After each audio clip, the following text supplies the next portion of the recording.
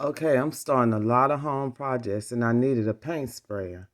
Here's one that I got for way under $50. I'm going to tell you what I think about it. Remember, I'm new. This will be my first time using a paint gun. I'm excited. Come on, let's see how I do. Hey y'all, hey YouTube channel and my Facebook group CCBAB.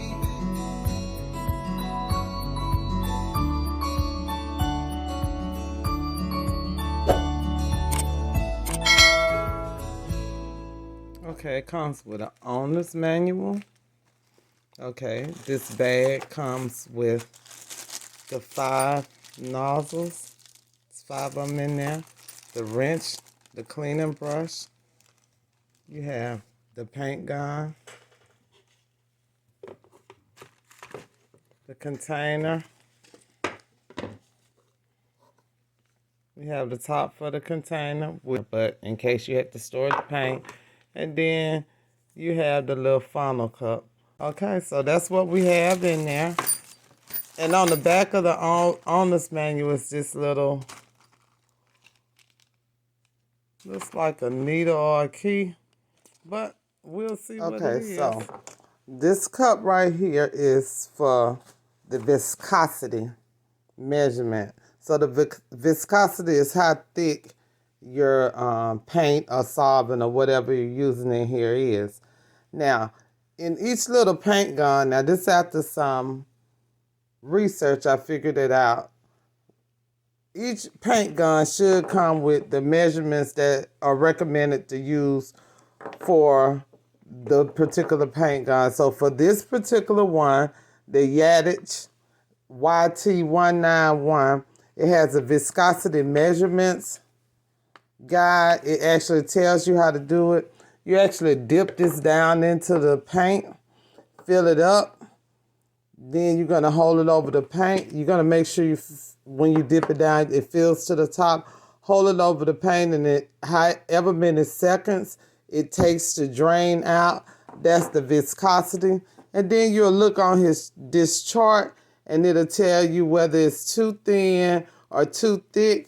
And then you'll thin it out according to the manufacturer's recommendation for your paint. So your paint will tell you how to thin it out or whatever.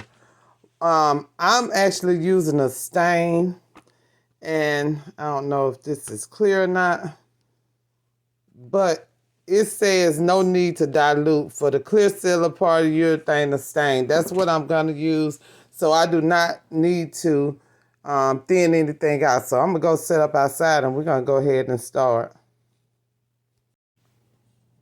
Okay, so the paint gun comes with 5 nozzles in the bag, and there's one already in here. And since I'm going to be using stain, I want to put the 1.2 nozzle in here. And this is like a 2.5 in here. So to change the nozzle, you're going to unscrew this red piece. Make sure you put that. Don't lose that. You're going to just take the wrench, and we're going to use the wrench to take perfectly on there. There's a little notch in there. So once I'm trying to reach around my camera. Sorry. Unscrew it with your hand. So, if you look right here, I hope you can see that right there's a number. This is the 2.0.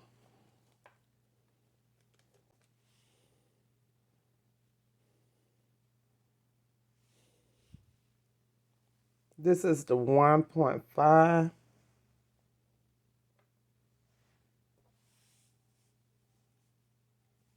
This is the 1.8, so they go in between there. 1.8. 3.0.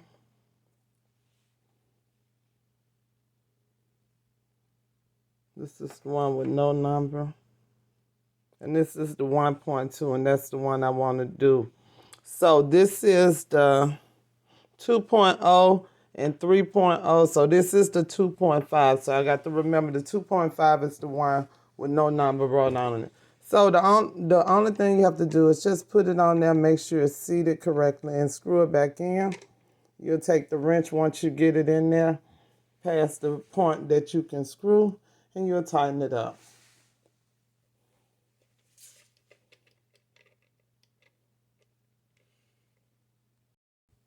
Okay, you want to make sure it's tight. You don't want to over tighten it, but you want it tight, so tight. And that's it to change the nozzle. You're going to always follow the manufacturer's guidelines as far as how you prepare your paint. So this is a new thing. This is a poly plus a stain. So you don't have to put any gloss on this, hopefully. This is just like regular stain. You stir it and you don't shake it.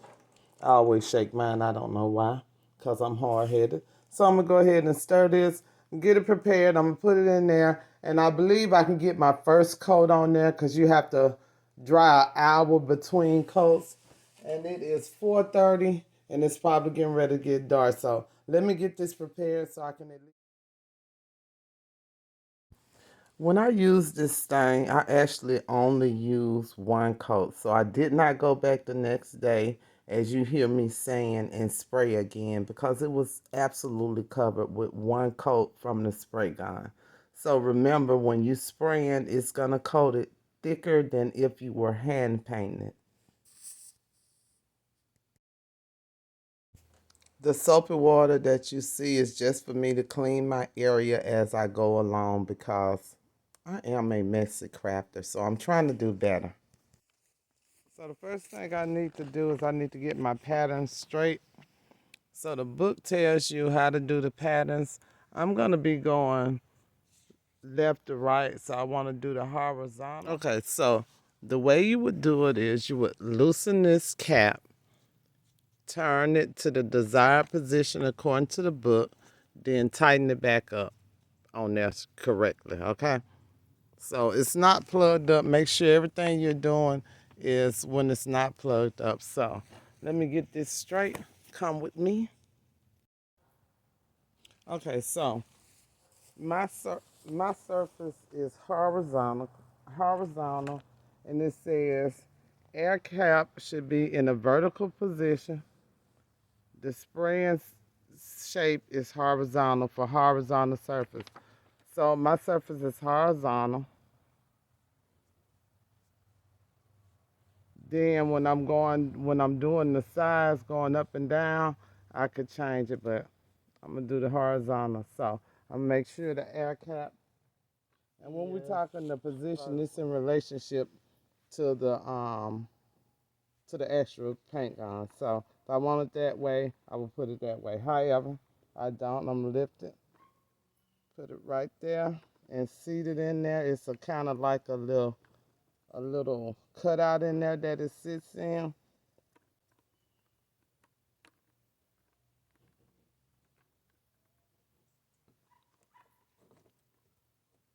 So once you get it in there, all you do is screw it back in there, tighten it up. It's in there. The paint thing is straight in the middle, so it's vertical, and that's what I want. So let me get you back in the right position. Oh, another thing, right here, this little valve, you can determine the flow. If you turn it down, you see the minus, the flow goes down. If you turn it up, the flow goes up.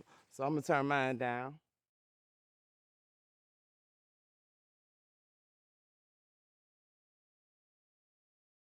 So what you want to remember is for this particular spray gun, it has like a trigger.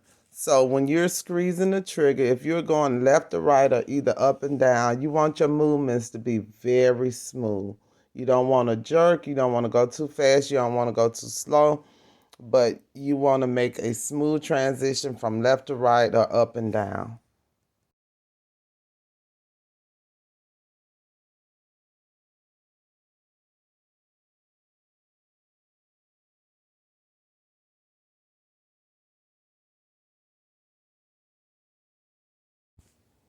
You also want to remember when you are changing something on the paint gun, like changing the direction of the nozzle or adding more paint, you want to always remember to unplug your paint gun prior to making a change.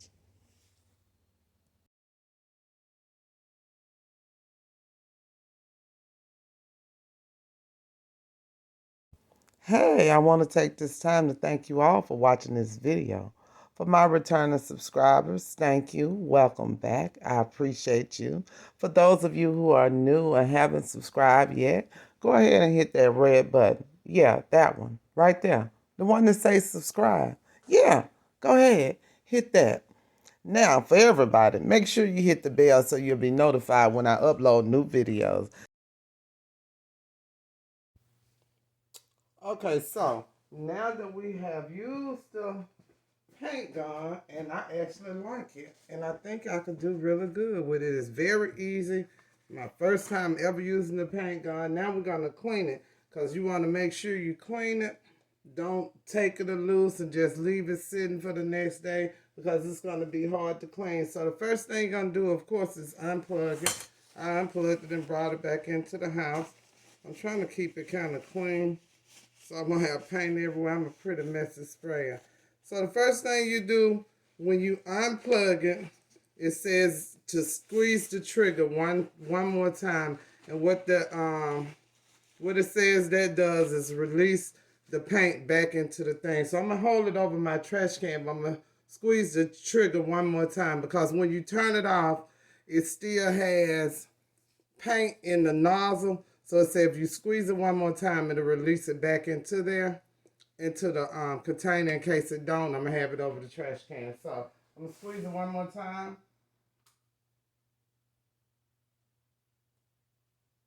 Okay, so good thing I had it over the nozzle, so it is dripping out.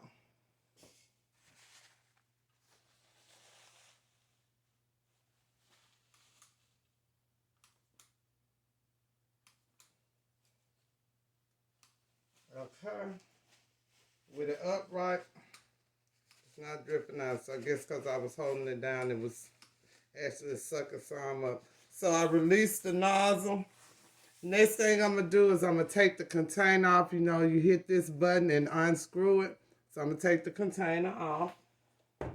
Hold one.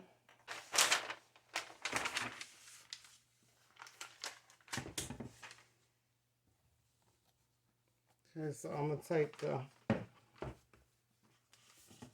container off.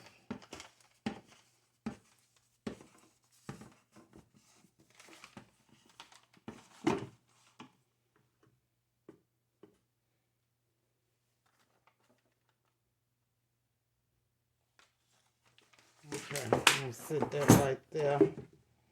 Since I'm going to be staining tomorrow, I'm going to go ahead and I'm going to cover this up, because I have to do them 2 pieces of wood that I have out there.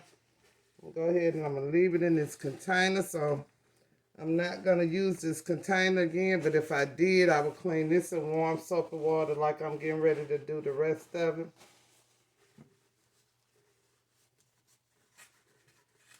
So I'm trying to wipe that off. After I finish and change gloves, I'll go ahead and clean it really good with the alcohol and everything, so there won't be no stain on the outside of it. Okay.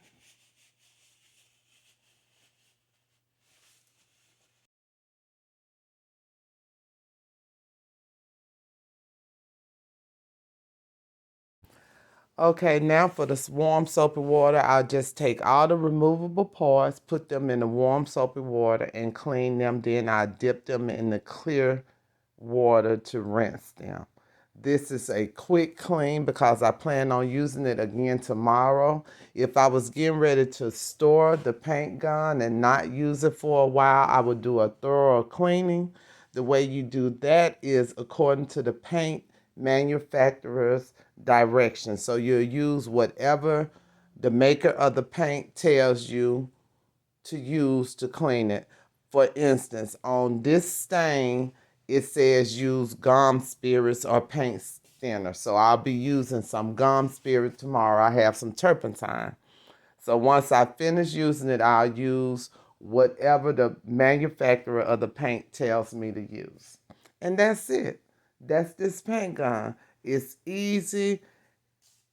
It's inexpensive. I literally paid less than $50. I got it on sale for like $29, but the regular price I believe is $39 on Amazon. And I will link my Amazon store below. Remember, I'm your personal shopper. In my Amazon store, you'll find many of the things that I use in these videos and also common everyday crafting items and items for home improvement. By going to my Amazon store, you have everything in one spot. I hope you enjoyed this video. I can't wait to see you the next time. Have a good one. Bye-bye now.